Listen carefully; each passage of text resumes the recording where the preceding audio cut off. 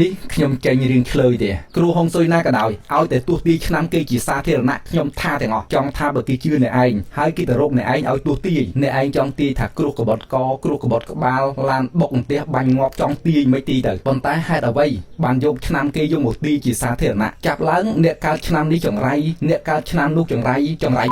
អានេះជាតិចនិចរស់ស៊ីរបស់គេបងប្អូនឥឡូវបងប្អូនគិតមើលឆ្នាំតំណាងមានតែ12ទេហើយឆុងម្ដងសិតតែ4ឆ្នាំបងប្អូនប្រជាជនខ្មែរជាង10លាននេះចែកនឹង12គុណនឹង4មើលរាប់លាននេះបងប្អូនដែលត្រូវគេទីថាចង្រៃហើយសុកទៅទីគេថាចង្រៃអញ្ចឹងឲ្យគេអារម្មណ៍អត់ល្អអ្នកណាគេឲ្យទីវាជាការប្រមាថដាក់បណ្ដាសាគេទោះជាមិនមែនជាការពិតក៏ធ្វើឲ្យគេអារម្មណ៍អត់ល្អដែរហើយមួយឆ្នាំ365ថ្ងៃអ្នកណាមួយមិនជួបបញ្ហាអ្នកណាមួយមិនជួបឧបសគ្គខ្ញុំចង់ចង្អុលឲ្យចំមុខអ្នកដែលធ្វើមេត្តាលើកស្ទួយពួកគ្រូហុងស៊ុយមានគេឈ្មោះល្បីហើយហេតុអ្វីក៏មិនមានទឹកចិត្តចែករំលែកបទពិសោធន៍ចំណេះដឹងក្នុងការដោះស្រាយបញ្ហាសួរថាបានប្រមាណម្ដេចបានជាយកឥទ្ធិពលរបស់ខ្លួនទៅរុញប្រជាជនខ្មែរឲ្យវង្វេងវង្វាន់ក្នុងរឿងអស់ហ្នឹងបើចង់ទី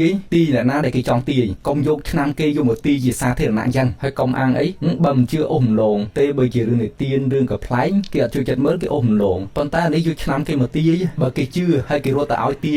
ទៅចង់ទីថាគ្រោះចង្រៃឧបទ្រពឡានបុកផ្ទះបាញ់មិនក៏ទីទៅប៉ុន្តែគេមិនបានឲ្យទីកុំទៅទីខ្ញុំដឹងតាថាវិធីហ្នឹងវាស្រួលកើបលុយគ្រាន់តែទីចោល